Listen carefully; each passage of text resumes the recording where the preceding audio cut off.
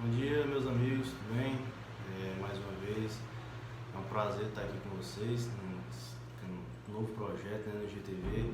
E da outra vez, um pouco nervoso, eu me esqueci até de me apresentar, né? Meu nome é Zacarias Filho, sou bacharel em Direito, sou advogado e também pós-graduando em Direito e Processo Previdenciário pelo Instituto Damásio, né? Por isso, de onde vem o nosso maior interesse, está discutindo esse tema que é de bastante relevância e está trazendo um tema que é bastante novo para a gente, né? Que é uma coisa que foi alterada recentemente, que foi as leis 8.213 com a emenda complemento, a emenda constitucional 103 de 2019, né? Como a gente já trouxe no vídeo passado, mas para quem não assistiu e está acompanhando agora, essa é a obra que a gente está usando como base, tá?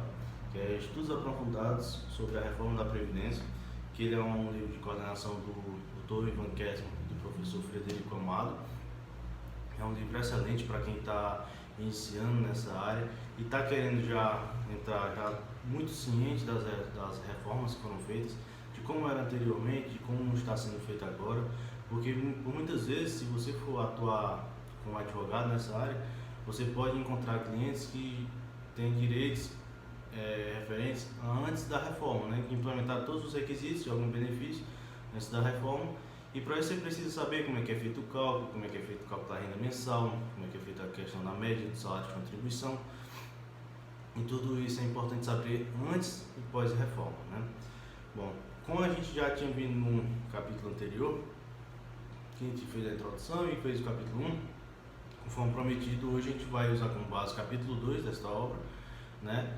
Mas deixando sempre como enfoque que o nosso tema não é discutir a obra em si, mas saber como é que está sendo a questão do que foi discutido na obra, mas trazendo a questão do que foi alterado na reforma.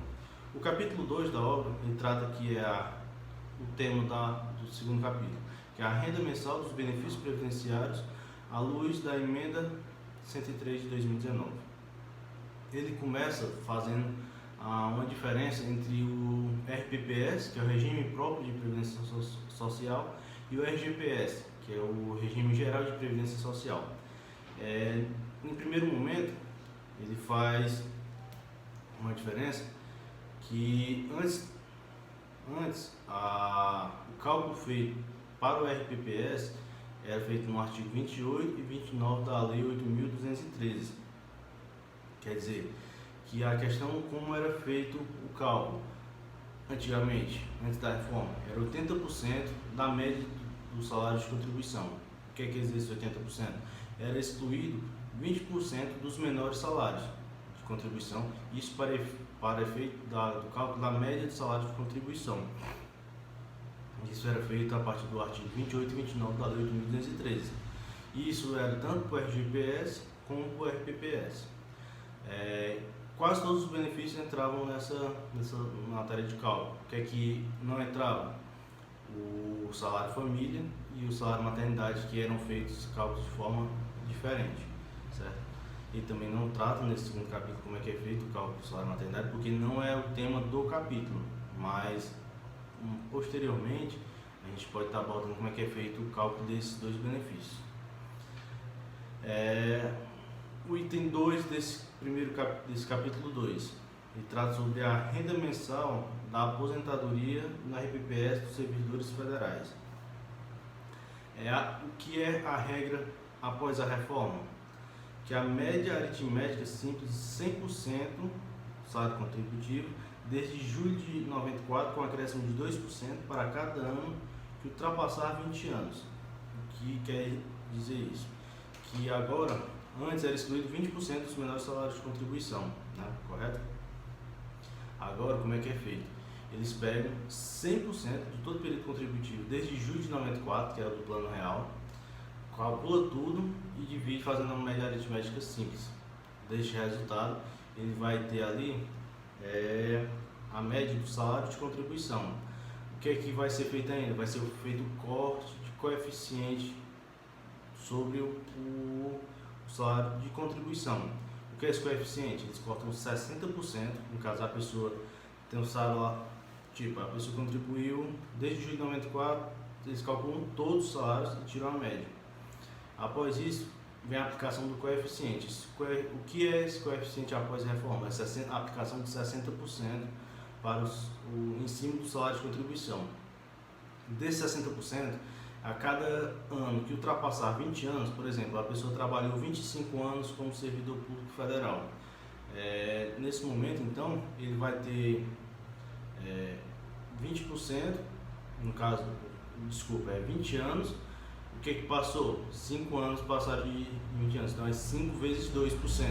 Então a pessoa vai ter o coeficiente dela de 70%. Uma coisa que o livro aponta, e várias obras do Frederico Amato também apontam, é que não há uma limitação máxima. Tem uma limitação mínima que é de 60%, mas é uma limitação máxima. Então, pelo cálculo, por exemplo, se o coeficiente até 20 anos é de 60%, 20 anos após, no caso 20 anos a mais, no caso 40 anos de contribuição, seriam 20% vezes 2. 20 anos vezes 2% seriam 40%. 40% mais 60%, que é o mínimo, são 100%.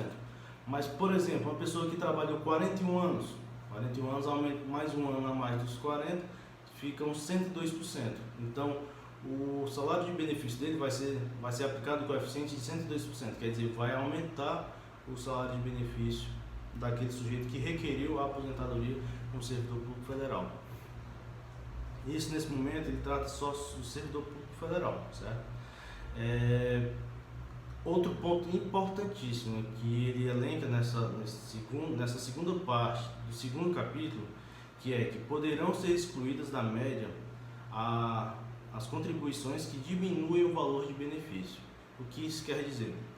Quer dizer que o tempo mínimo de contribuição na aposentadoria por idade do servidor público federal são 15 anos, certo?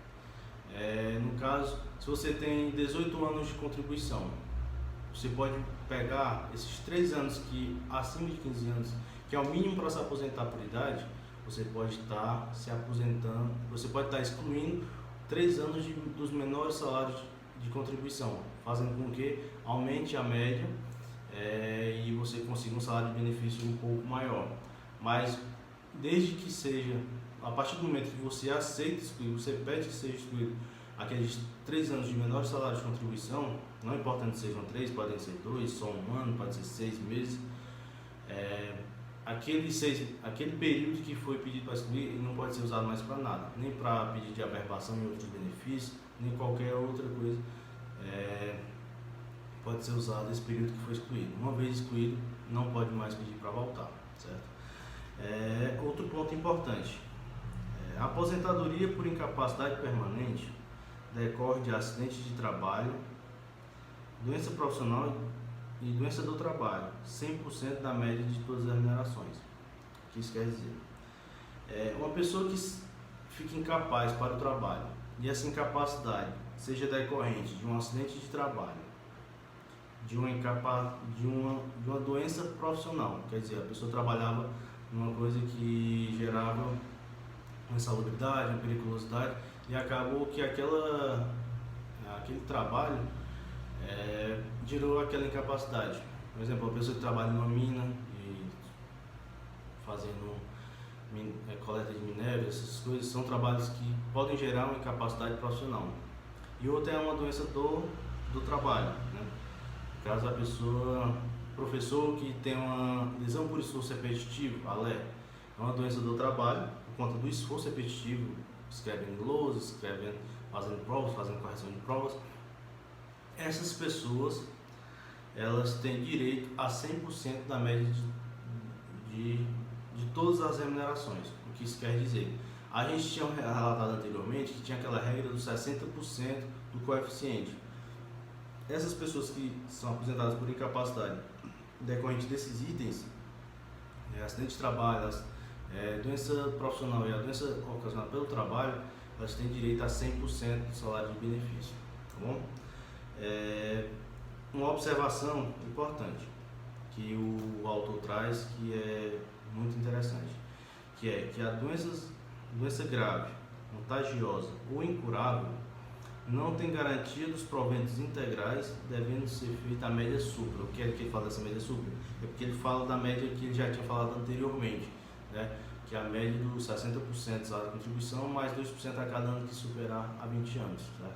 Então, o que isso quer dizer? Que quem tem uma doença grave, contagiosa ou incurável, ele não tem direito àqueles proventos integrais que a gente tinha falado anteriormente, que eram aqueles causados pela doença do trabalho, a doença profissional e a doença ocorrida decorrente, a incapacidade decorrente de acidente de trabalho. Certo?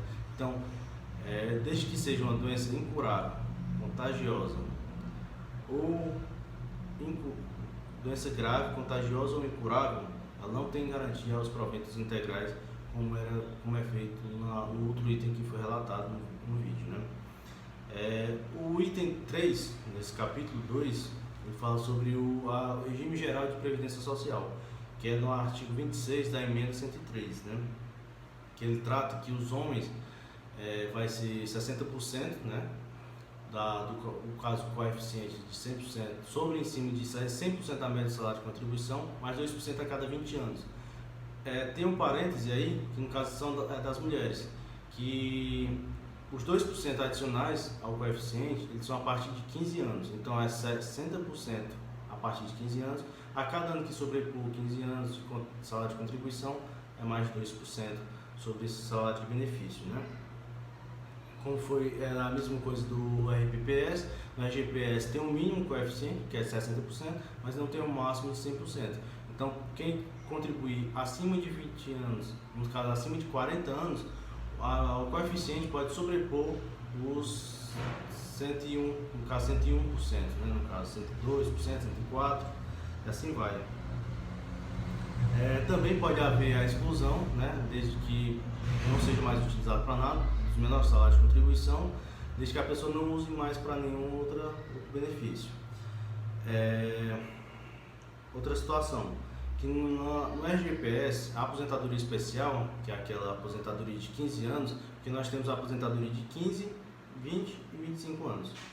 A aposentadoria de 15 anos, aqueles 15% do coeficiente de cálculo, ele é contado a partir de 15 anos. Então, mesmo sendo um homem ou mulher, desde que o trabalho seja no regime especial, na aposentadoria especial de 15%, né?